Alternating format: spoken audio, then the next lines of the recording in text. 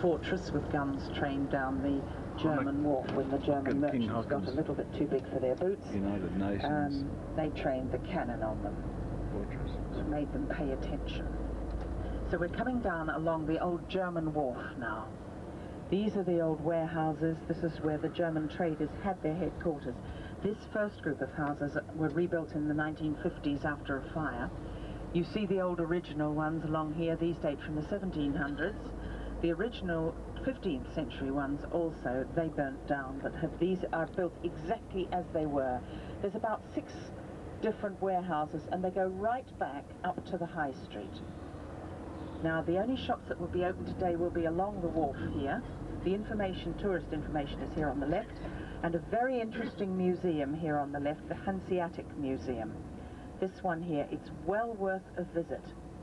It's as the Hanses lived and traded and did all their business back in the 1500s. And it's exactly as it was, their living quarters, their eating quarters, their office, everything else. And they do tours there. It's worth going and having a look and seeing what time there is a tour in English and doing a visit to the Hanseatic House. It's a fascinating place. Up here to the left of the old the right of the old meat market is the entrance to the Florianbahn, the rack railway that goes up the mountain, the funicular.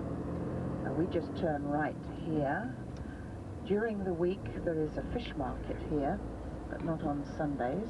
There's some of the big smart catamarans that run up and down the fjords. They're like a bus service. So we're right in the downtown centre of Bergen now. We'll pick up Sandra and do the tour, and when we return, we'll be returning to the same place here, to the sea terminal, which is the parking area for coaches.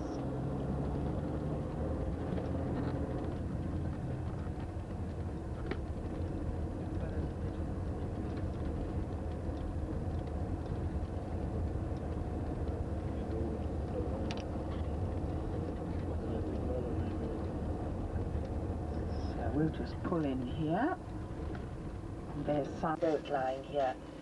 We have a green area, trees, grass, and actually where they're standing today used to be a very historical area for us. We used to have an old monastery there, Cistercian monastery. We had a large churchyard and a cathedral standing out there in the past. We have in that area then buried 11 kings, 2 queens, and 15 bishops, so you appreciate it has been a very historical area for us. And also we had a large fortress standing protecting our harbour, and several other buildings the kings were buried in. And she was born in one of the houses to the left there. These buildings up here, the wooden ones, are very old again, go back 300 and 400 years. Bergen is the city in the world with more wooden buildings than anywhere else. Here to the right now, I'm going to ask you to look down this street here. Then, you know, there was a connection between the monks here and the nuns further down in the city, because we had a convent further down by the railway station. To the left here we have our theatre, one theatre here in Bergen, but with 3 stages inside.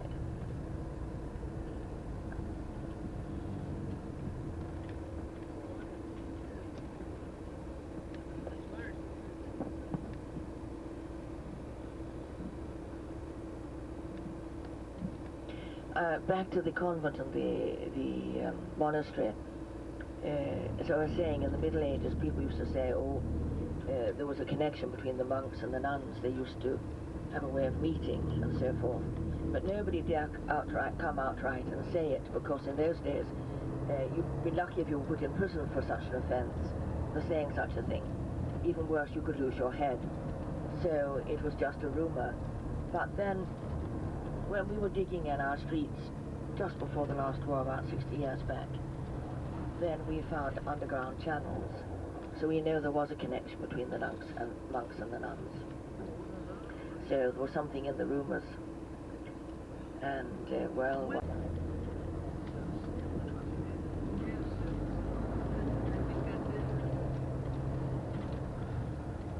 Yes, this is the main street, shopping street, and then when we get further down, we turn to the left, and as we turn to the left, on the right-hand side, we have our town square. And in the town square, there is a seafaring monument. It's a national monument because the majority of the men in our merchant fleet all through the Middle Ages, they came then from Western Norway, from the little farms in Western Norway. So we have the national monument here in Bergen. It's really a commemoration of thanks to their having done so much to build up our merchant fleet in the past, and what we would have done without it, I don't know, because before we found oil, without our merchant fleet, we would have had a very bad time in our country. Just over 4 million people. And therefore, 220,000 is quite a slice out of that population. To the left over there is what would normally be 6 days a week, our fish market and fruit and flower market. But of course on Sundays we don't have trading down here. We have very strict rules about trading on Sundays.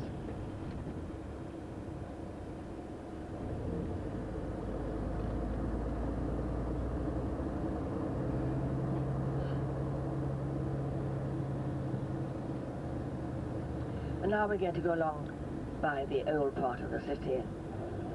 Here to the right, this red and green wooden building, this is the old Hanseatic Museum. And it's a very interesting museum actually, so if anybody's interested in history, it's well worth a visit later in the morning.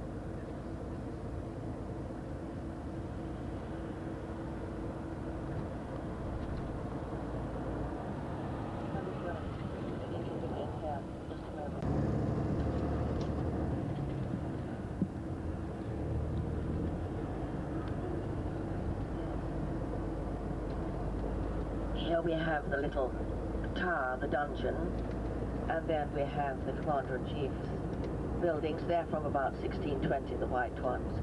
And then we have this hall from 1261. And then we have this area here, which for us is practically sacred. It's such a historical area. To the left here, this is where all the cruise ships normally come in, and it was quite a sight yesterday. We had 5 on this side and 1 on the other side of the harbour.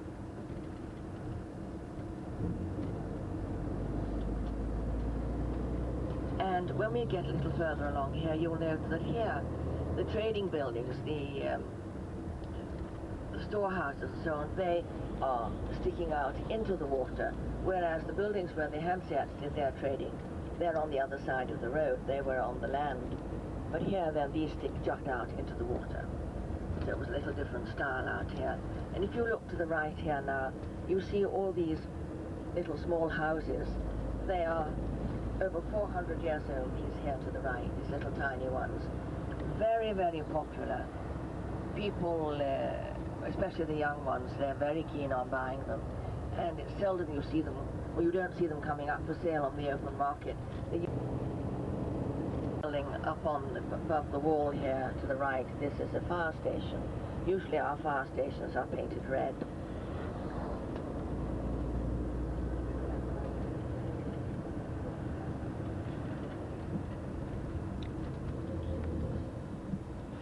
I'm going to ask you to look at these wooden houses to the right here.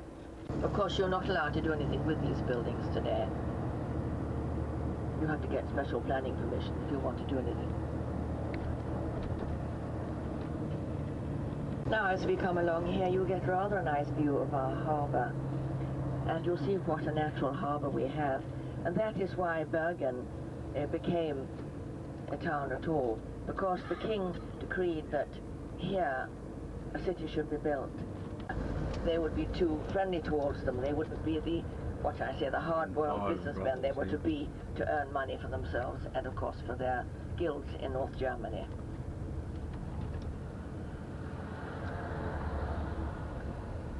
And here to the left we have the entrance to the funicular, which you might like to take later in the morning.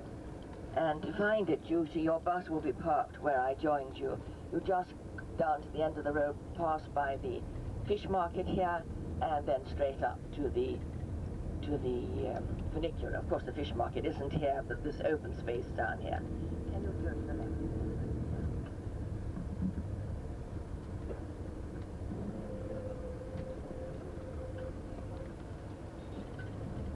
This is also one of the old streets in Bergen. We should be passing by the two churches I pointed out. The first one, the Church of the Cross on the right-hand side, from about 1620. It's not an old church, but it's very historical for the Begonians, because many of our forefathers are buried in the walls of this church or under the floorboards. That was allowed right up until a new law was passed in 1805. Prior to that, if you had money and paid to the church, the wall up there to the left of the window, you see a little cannonball, a little black ball lodged in the wall there. That was lodged there in a huge battle which took place in our harbour in 1665, and we've left it there just to show everybody that war does not pay.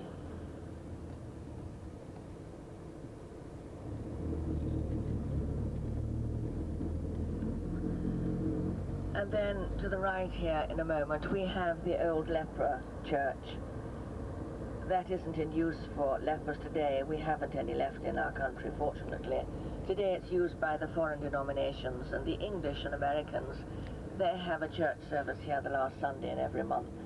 This little church here now on the right-hand side, 73. And to the left here we have the old gateway into Bergen. This building was put up in 1628. And I draw your attention to this old churchyard on the right-hand side here. The hanging birches, they are nearly 400 years old. And we're not allowed to touch the churchyard today. It's protected by the state. It's the oldest churchyard in Bergen.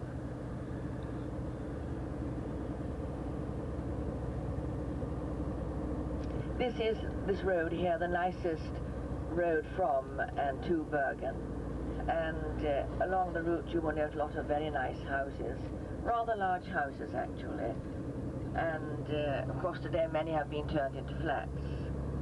To the right, these big, many azaleas and laburnums, and then along the road here on either side we have hawthorn trees, which were a beautiful sight when they were in full flower at the end of June. To the right now we have the building now 150 years ago, and of course we are celebrating that all through this year by putting on performances of his music all through the year, not only in Bergen but all over the country and also abroad. Then he was born here into a family of merchants. His father was a fairly well-off man, and his mother came from a very wealthy family, the Hargrett family. The Hargrett family is a very well-known family in Bergen, and they have had many outstanding members of that family. She, as a young girl, was sent to Germany for music studies, which was very unusual in those days to send a girl anywhere or let her study at all. But because they were wealthy, this happened. And it was she who taught her son Edward to play the piano. She took in music students, and he then studied the piano with his mother. They lived quite near to where we are now. When we get round the next bend, if we went straight up a road here, we would come upon their residence, which Brady, the mother, inherited. A very nice house, an old white house, but unfortunately we can't see it from here. Anyhow, he had quite a way, as you appreciate, to walk down to the city to school, and he used to play truant on many occasions. He hated going to school, and he also made it a habit of getting very wet on his way to school if it were raining, so that when he arrived in the classroom, his teachers would say, "You can't sit here dripping wet, you'll have to go home and change." And of course that's just what he wanted. And he went home and changed, but he didn't come back that day to school. His parents were called to the school very often because of his conduct, and they were quite frustrated about the whole thing. Well then, when he was 15 years of age, he was invited by Ole Bull, who was a very well-known violinist in the last century, to play at a concert in Bergen. At that time, Ole Bull was conductor of the director of the local orchestra. Although he had a world name, he often came home here to Bergen. He was from Bergen and participated in the cultural life here. Well, he invited Grieg to play at a concert and was greatly impressed by his performance, and so was everybody else present. Ole Bull then strongly advised Grieg's parents to send him abroad for further studies, and they were only too pleased to do so because they realized he would never do well at school anyway. And then he was sent to Leipzig, where he studied at the music academy for 3 years. He wasn't exactly happy there because the German professors under whom he was studying demanded that the students should play music in the old conservative German style, which was only natural at that time, but it did not suit the young Grieg. Whilst in Leipzig, he contaminated tuberculosis, and his mother had to come down and nurse him. He was very, very ill. One of his lungs had to be collapsed, and he lived the rest of his life with one lung and had constant chest trouble all through the years. No doubt, too, his getting so wet so often in his younger day at school added to his poor physical health. After 3 years, he came back to Bergen, and for a couple of years he wrote music here, he conducted choirs, and he took in pupils. And then he went on to Oslo and did just the same for 3 years.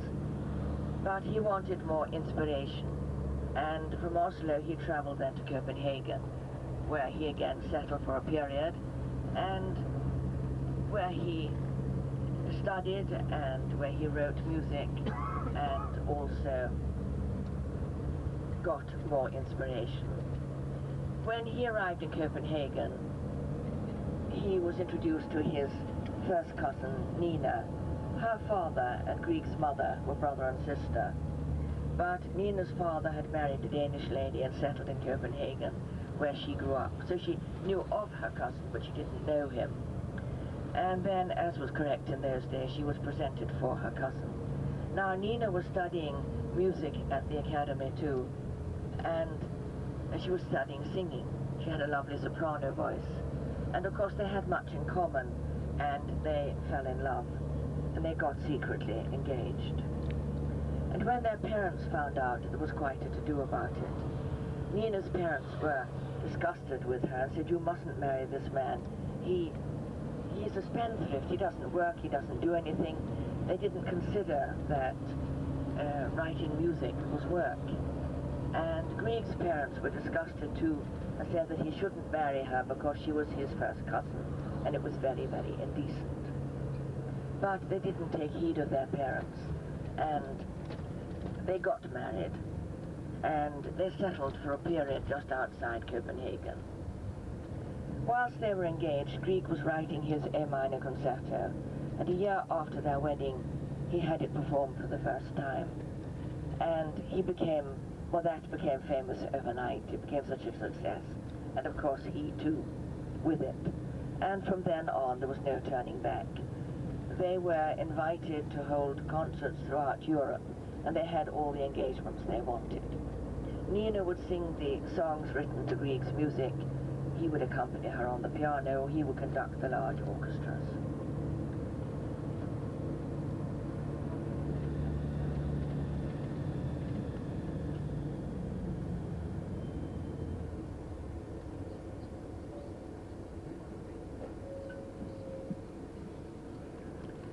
And so they spent many years traveling like that and didn't have a home of their own. They were a short period in Oslo.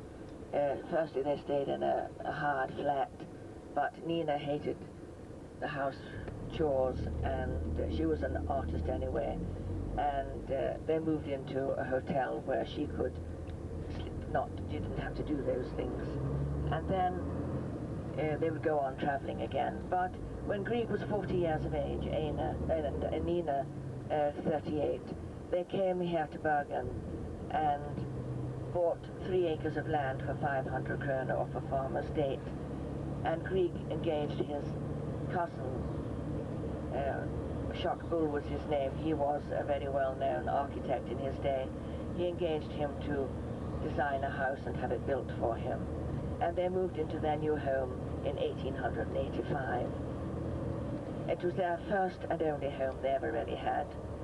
And they spent 22 years here in their home together. But not all winters, as Grieg suffered badly from his chest. They'd often go to the south in the winter months and come back again in the spring.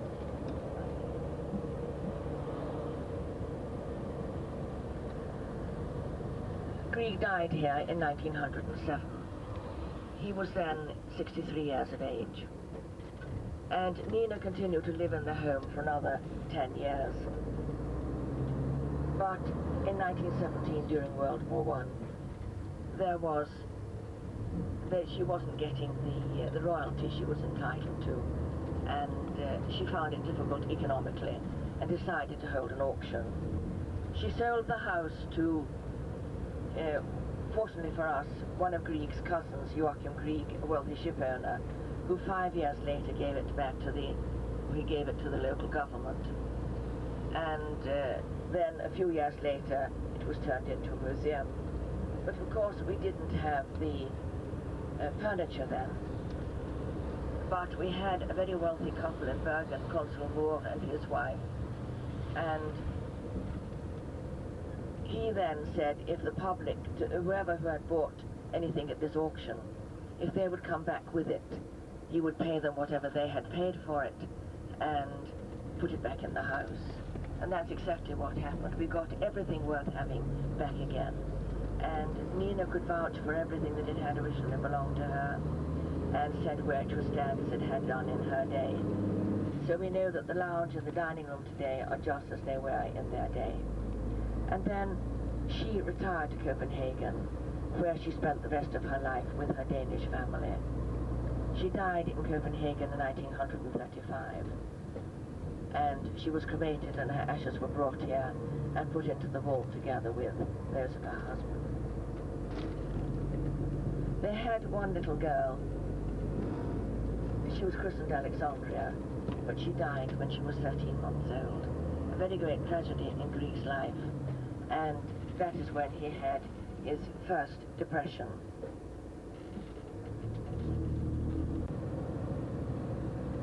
Now you see there are one or two buses here this morning. Yes. Can you all get a little nearer, please? You're very Would you like to stand over here and I'm going to tell you a little about what you see here? Now, if you look down by, can you all tell me? If you look down by the water, you see a red studio. That was built in 1892 for money. Where are you, Helen? People didn't quite know what to do. They wanted to show them respect. I doubt if you saw our television program the other evening where they sent this violin sonata, did you? I think it was Thursday evening. It was televised. It was taken up during the Bergen Festival this summer. And it's his third violin sonata, and that was written down in the studio there. And of course there he also wrote Je elsker dig, I love you. That was written for Nina. And he also wrote The Spring down there too. That statue you see standing here is an exact replica of the one standing in the park. Only this one here is life-size. He was a very tiny man. He wasn't 5 feet tall, and he was very conscious of his lack of height. He hated being photographed together with anybody. A healthy put a grass on the roof. Insulation. We come in. We go in. I'll tell you about it. Twice. You can come a little further over. Everybody can get in.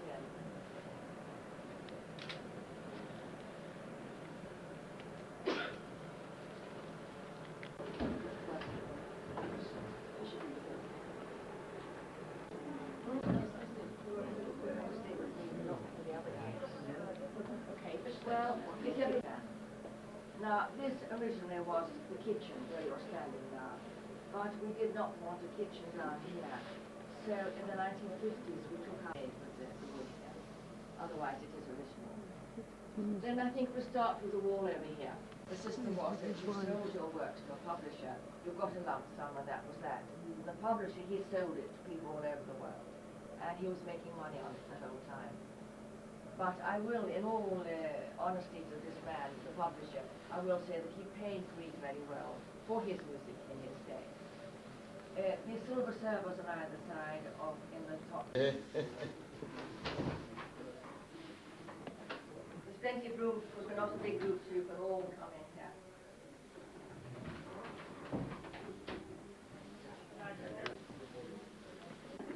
Well, we are now, as you see, in the dining room.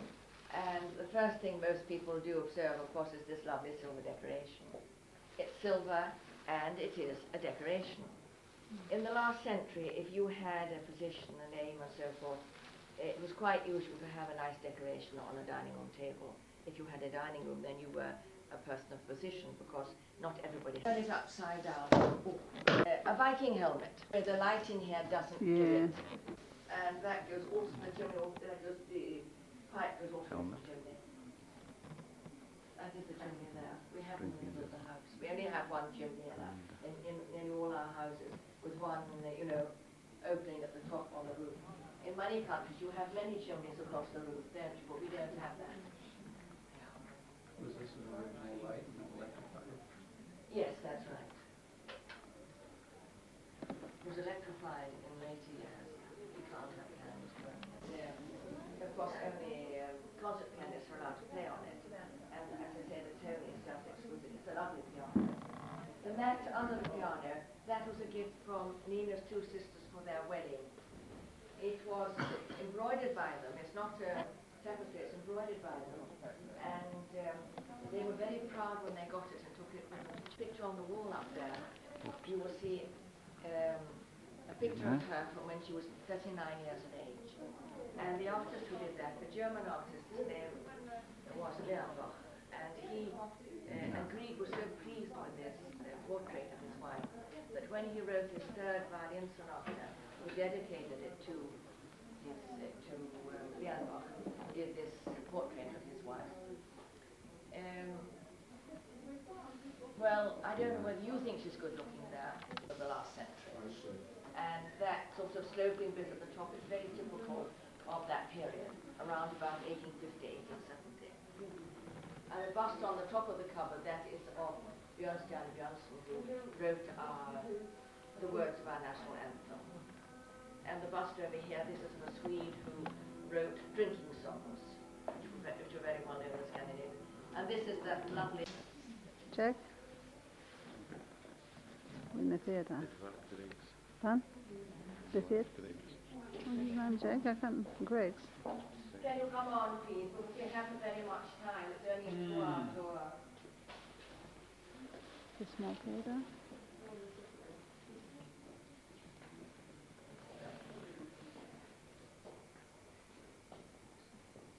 Well, I'm going to start. I don't know whether you're all in here now. I was going to tell you about the hall when we went in just now. We had, as I told you, long was somewhere where we could have concerts. And we were very Because we're having a concert. Anything in the gardens that wasn't there in Greece, they did that. And we were going to spoil the environment. Oh, I don't know. We were terribly told off. But you see what we have done. We have dynamited down into this little valley here, the so-called Valley of the Trolls. And we built it like near Victoria. Put this lovely window in, have this lovely view when we have a concert here. And we have put turf on the roof.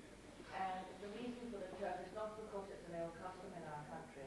In the countryside, on outhouse buildings and so forth, and secondly, if we had put tiles on the roof, it would look grotesque by standing by the house. It would look dreadful. So nobody criticizes anyone. You can Jack. To stand in the photo and improve something. Well, on the mountain we have straight ahead of us, on the other side of that mountain there are about 40,000 people living. And you came through a suburb called Åsarna on your way here. from Voss this morning. Although you wouldn't have seen many of the houses, there are about 50,000 living in that area too.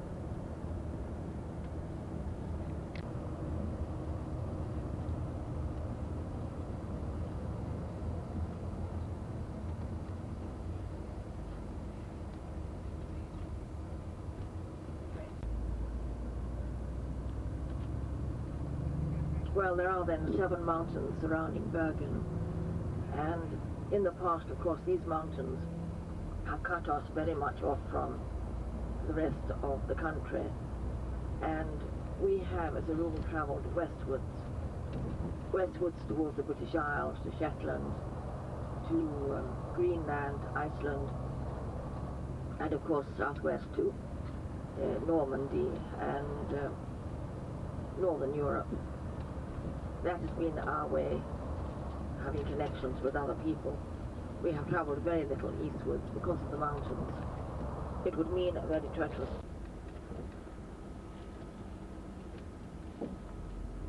So we have been very for us to travel by, most people in rowing boats with oars in our hands and Macintoshes on, because we do have quite a lot of rain naturally.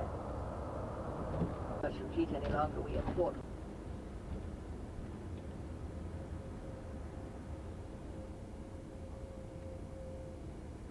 The area we're passing by here now, it's very quiet this morning. Normally it's very busy here at this junction. It's called Denmark Square, and that is because we renamed it after the last war. The Danes were very good to us in this area here. They sent us many food parcels, which we badly required. And of course they had more food than we don't produce so much in our country, as of course in Denmark on the flat country on the land. And these parcels were very, very acceptable to us. And after the war, we renamed this place Denmark Square in recognition of their help. I think there are many who feel that it would be nice if we'd renamed one of our parks, because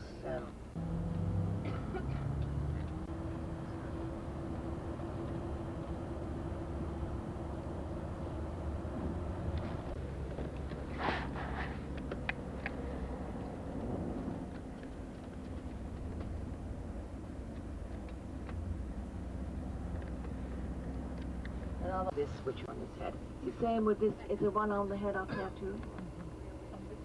Yes, pigeons. Always, he always has one up there. I don't think I've seen him ever with that one.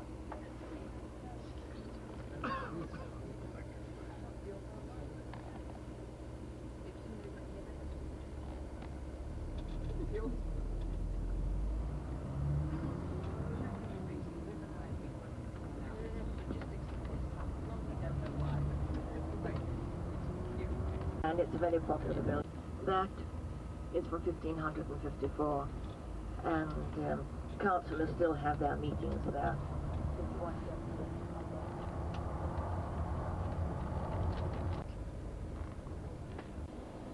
3 times a week.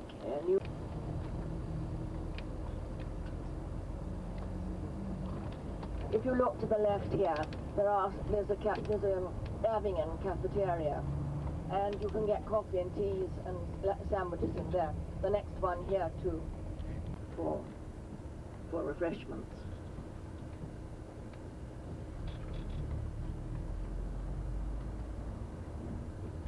That's a little sign for the tourists. You should have put one of those.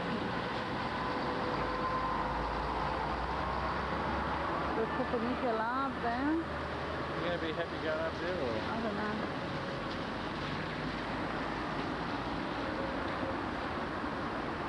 I think it's outside. I thought it was inside the mountain. Huh? I thought it was inside the mountain. It's not.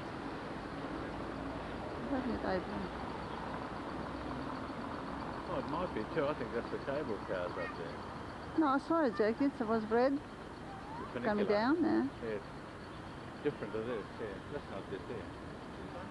Not there. We're just waiting now for the group so we can go up to the top with the funicular to have a look down at the harbour and the city.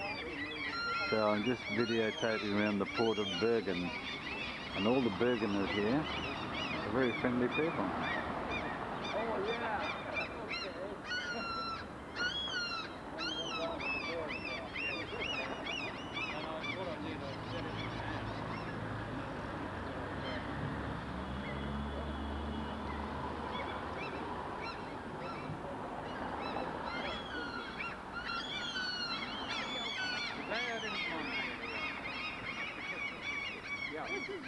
Oh, sis.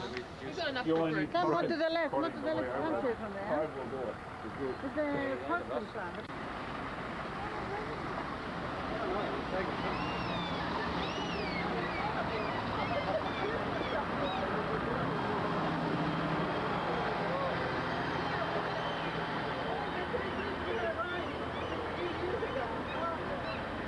Must be, isn't it? Anyone wouldn't be doing it. I can see the tape going round. When I cast to go on top of the mountain.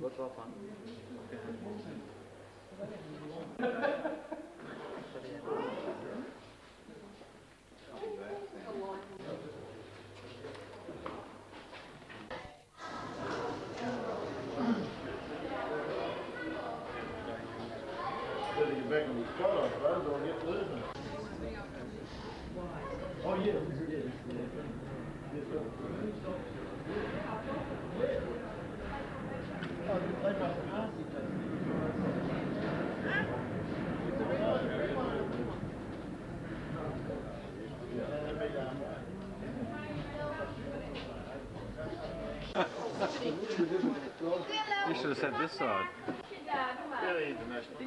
Remember, Hello, look out. I know what you're doing.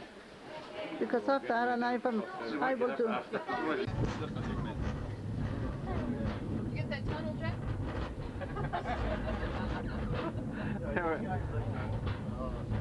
How embarrassment.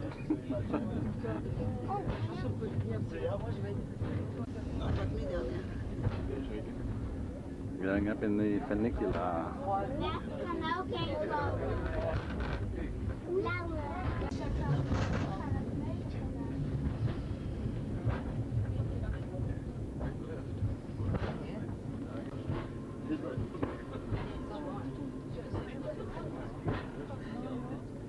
You've got these home now?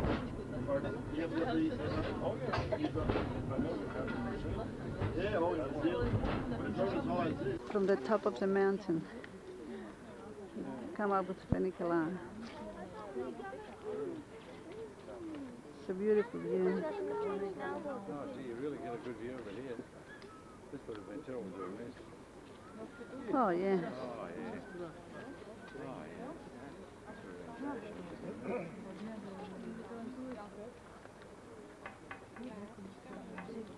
Vegan of Norway.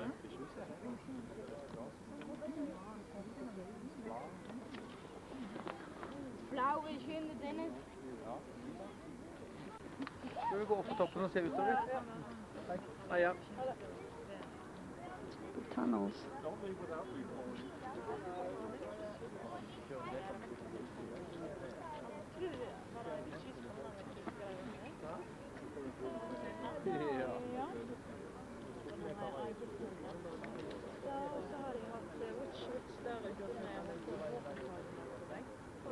Ja, hvor er den?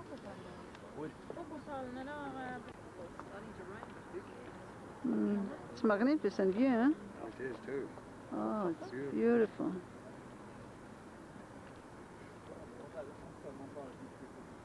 You're only saying that because it's true. That's true. Beautiful.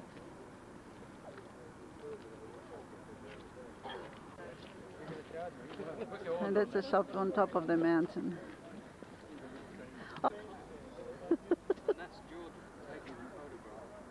Jack taking a photograph of us.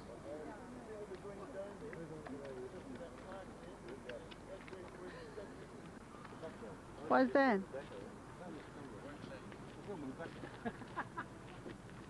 Ready to take a walk? Bit further back. It's not very clear. No, it doesn't matter. It's after it's coming clear, so it doesn't matter. Can you get the background? The ferry's coming in with the Were you there? Yes. What? But 7 pictures for 3 calories. Is that with your new battery? no, it's not okay. But it shows like that when you put on TV. It's clear. That's So I look through it. See, mine, I've got an adjustment on see. there. So you look through there and I can yes, you change look the different focus. there. Yeah. But that's only on the bit I'm looking for. On the other side, Jack? better now, Georgie? Oh, the same. Here I am here, Georgie. It's the same. It's very, very close. Oh, I use the cloth that, you know, that you wrap the glass, my orchid glass, that you cap, you get a yellow cloth. I use that one. Or tissue.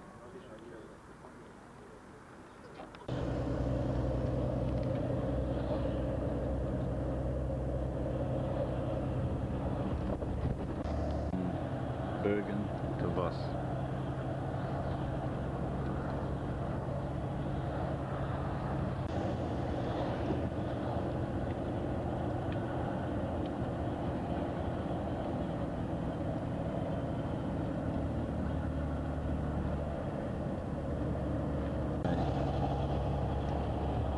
Raining.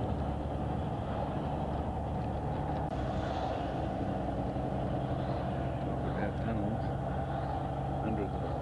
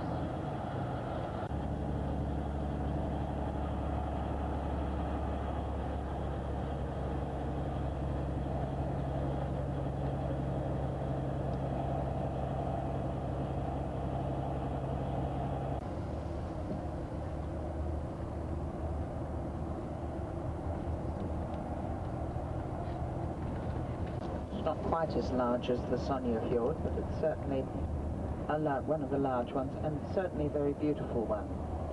But the stretch we're going to cross today is called the Ida Fjord, because that's, as I said, each arm of the fjord has its own name. It's a ferry over the other side. I don't know if they're running one or two this morning. If they're running two, then there should be one waiting for us down here. Otherwise, we'll have to wait till the one comes from the other side, and that usually sails about 9:30, so let us just have a look. No boat here, so they're running one this. I was going to hit the boat.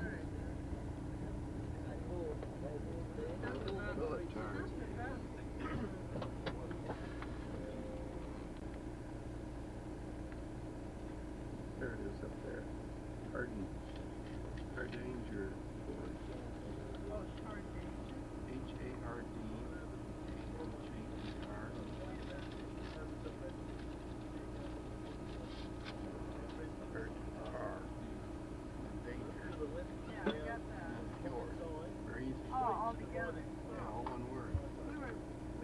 Hardanger Mountains. Hardanger.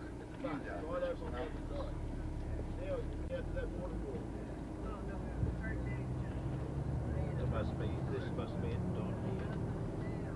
What? See on the back.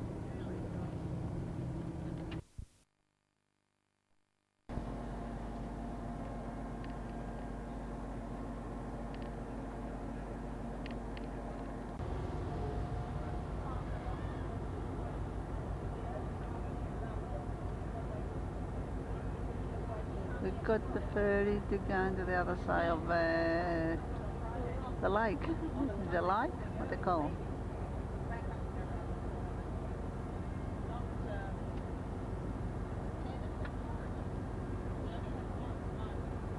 Run out, Devin. Get another one.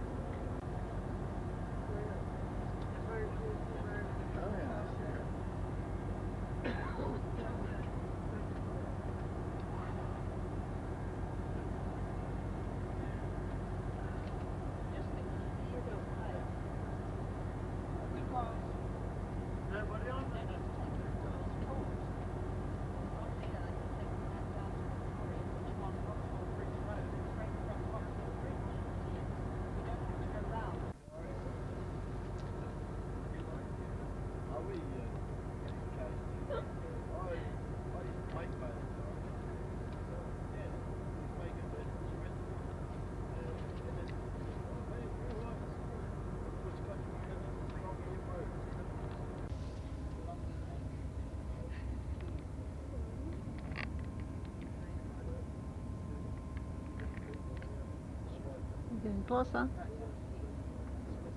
Yes.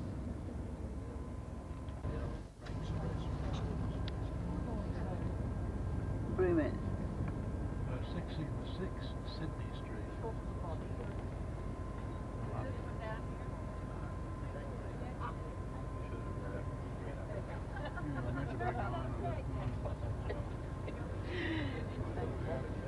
Ramp, then you won't have a view.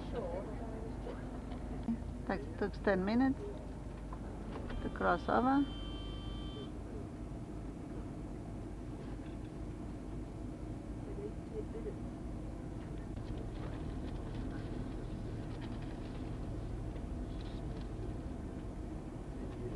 We arrive in Bremen. Come on gently so we don't ground the coach.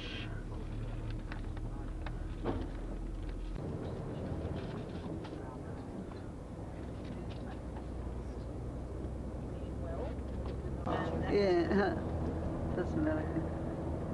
Something brand new that I saw about 4 years ago, 4 or 5 years ago. They've now got so what you can do, then you'll have a whip round. Whether it works. Whether it works better than me with a pencil and a map. Working out the mileage and everything else that I have to do in advance.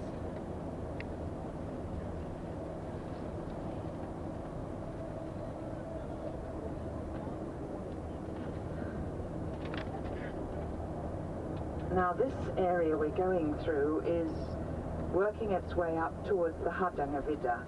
Now that is a national park.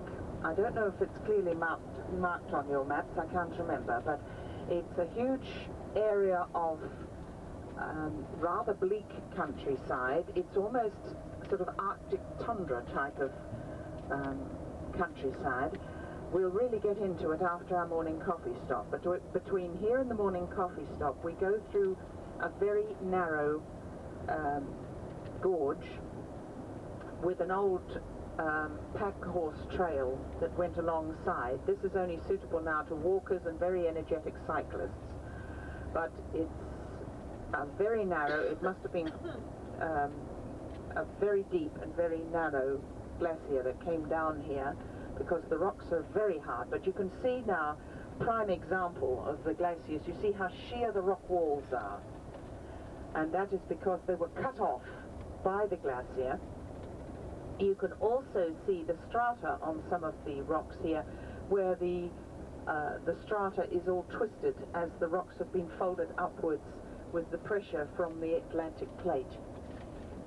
Now this is a very deep fjord. This probably goes down at least the height of the mountains, if not double.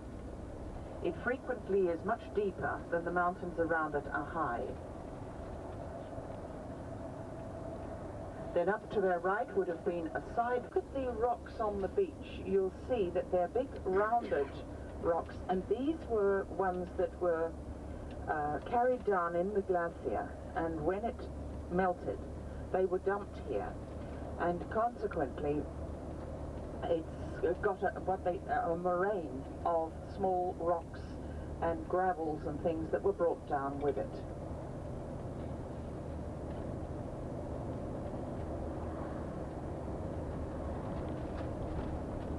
But it was still formed this.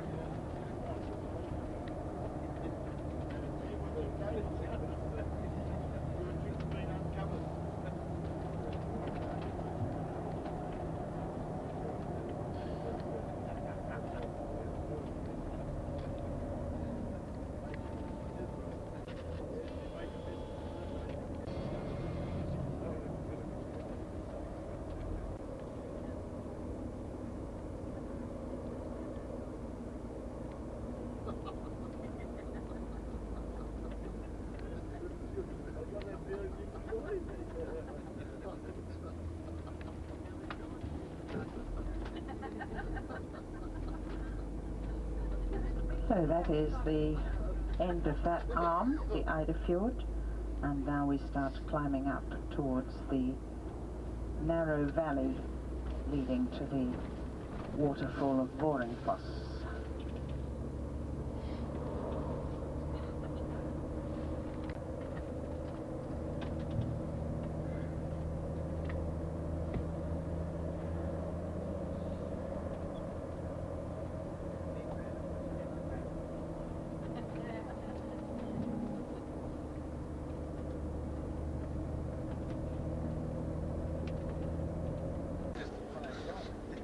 At the back they're having a good time, I think.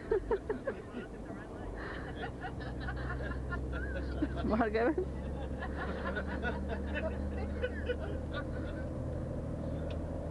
What's going on down there?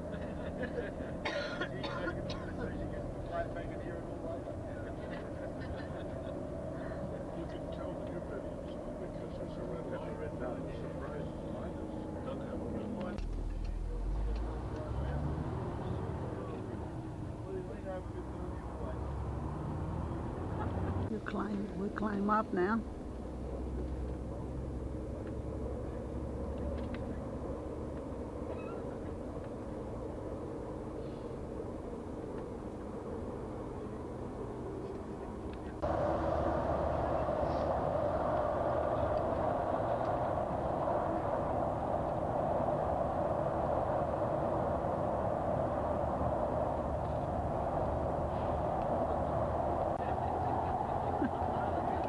I'll take a tunnel for Jack.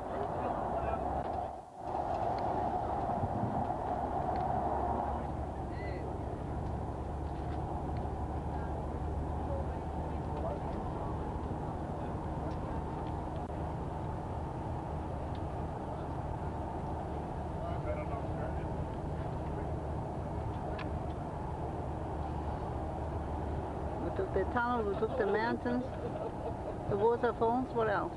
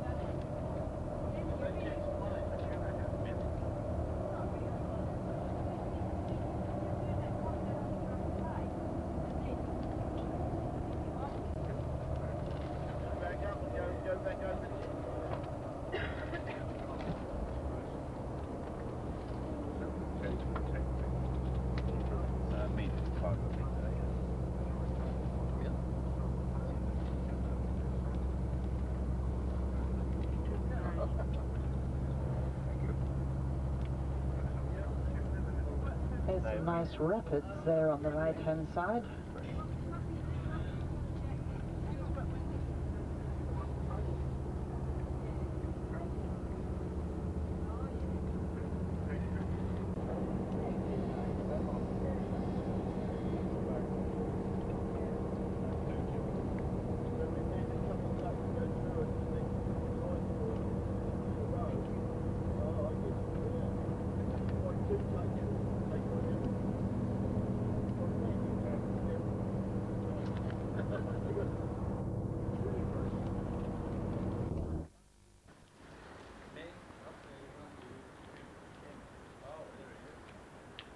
Here it is.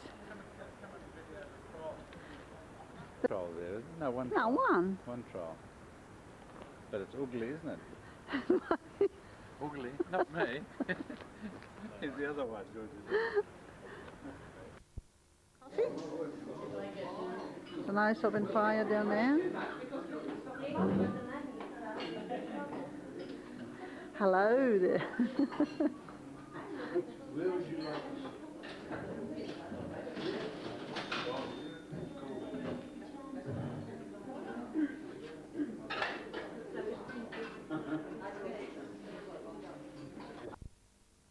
Yeah, now Jason there. You take all your biscuits? Well, it just goes to show, doesn't it? Oh, well, I didn't know what to... Okay, that's enough.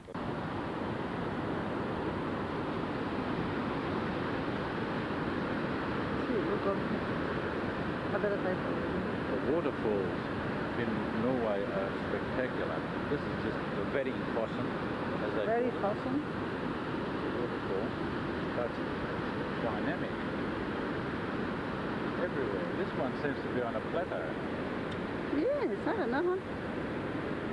I don't know what it is.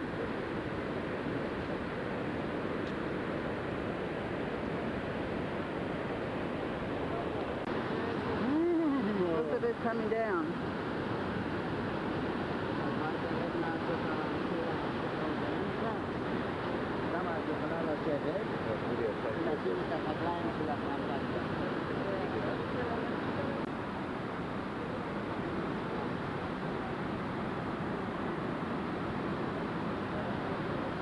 Pretty dangerous.